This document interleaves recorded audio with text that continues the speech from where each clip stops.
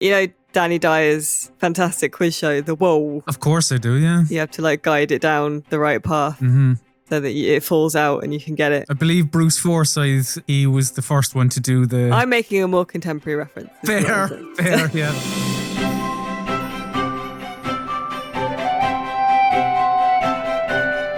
Let the tale of Phoenix be my redemption. Hello and welcome to Rock, Paper, Shotgun and my favourite thing in ...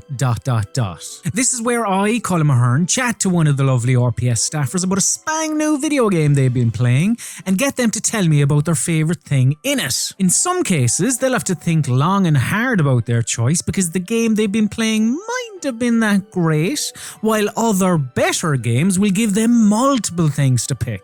Deputy Editor Alice Bell has been playing the game that reportedly had to change its name because of an energy drink, Immortals Fenyx Rising. So I've asked her to chat to me about the one aspect of the game she enjoys more than anything else.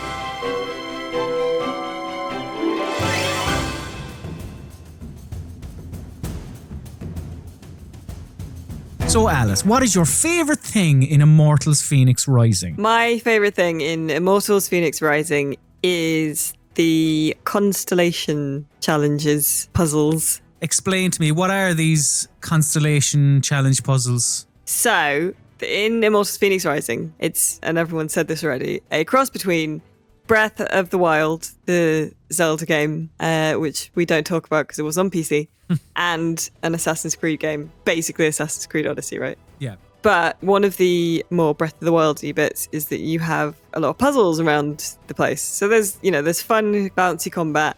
There's exploration and traversal and climbing around. And then there are these puzzles, and they're all themed around sort of Greek myth.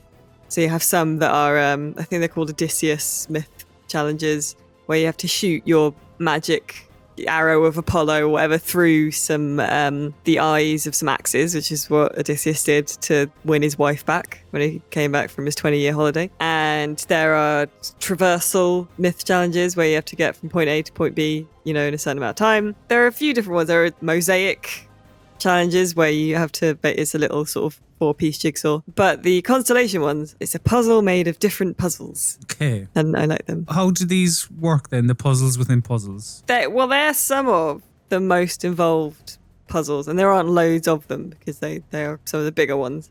And it's basically, you chip up to like an area that has like a temple or a building, or I think there's one that's themed around Odysseus, as happens, and basically you have to collect 4 or 5 different big blue marbles, and then you put them in the places on a little indentation grid on the ground to match an image of a constellation in front of you. Once you've done that, then you get your reward, which is usually some coins to buy combat upgrades. But together, the marbles will be each in their own little sub-puzzle in the area. Okay. Are these, I'm guessing these puzzles are then quite involved, these puzzles within puzzles? Some more than others. It's good because they're familiar concepts, but you never see sort of the same one twice. And they'll be next to like a big thing from Greek myth. So one that I did last night was next to a big tree that had the golden fleece hanging in it from Jason and the Argonauts, which was fun. And that one, there was one of the puzzles was you had to use your gravity picking up an item power to guide a marble down a sort of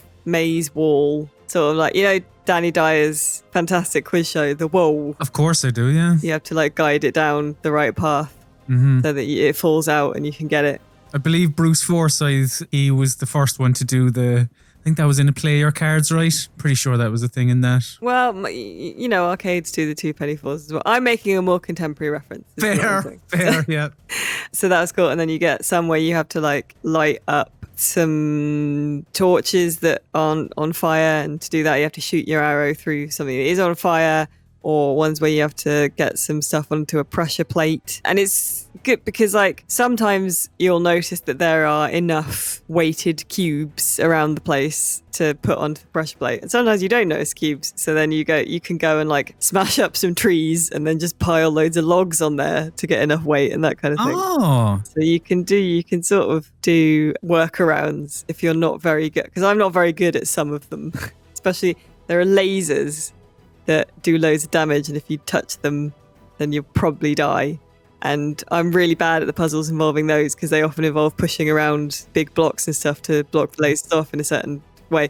So a lot of the time what I'll do is I'll cheat with those and use one of my big smashy god hammer abilities to just send the blocks where I want them to go by hitting them really hard instead of pushing them like I'm supposed to. You say cheat, but I'm guessing, and again, I know, not a PC site, etc., but it's obviously very Breath of the Wildy. And what you're telling me here is it allows you to get to the solution however you can. Yeah, and I asked one of the devs in an interview once, like, are you all right with people doing that? Do you like seeing people doing that? And he was like, yeah, it's great that people are using the physics things and stuff. In that same interview, they said they're flattered that people compare it to Breath of the Wild. But really, influences come from everywhere. So I think there's something for everyone because the combat's quite fun and the traversal is fun as well. But the puzzles are my favourite bit, and specifically these ones. And is the reward worth the effort in these? Yeah, so usually you get quite a good handful of these coins of Charon, who's the ferryman across the River Styx in the underworld. You can then return them to Charon, and in return you are buying combat upgrades. So either like the special attacks that are sort of more mythological god themes. There's like a big hammer, and there's a spear, and then there's your magic arrow. Or your sort of more general abilities, which I think are nevertheless superhuman, like being able to climb up a mountain. You can like buy an ability to be able to jump while you're doing that, so you climb further and use less stamina. One that's really good to get, so you can parry, and then you can buy an ability to, after you do a perfect parry, do an immediate axe attack that will inflict a lot of stun and damage in an area of effect. So these puzzles, both fun and worthwhile. Yes, indeed. I mean, technically they're optional, but I would say worth doing on 2 counts.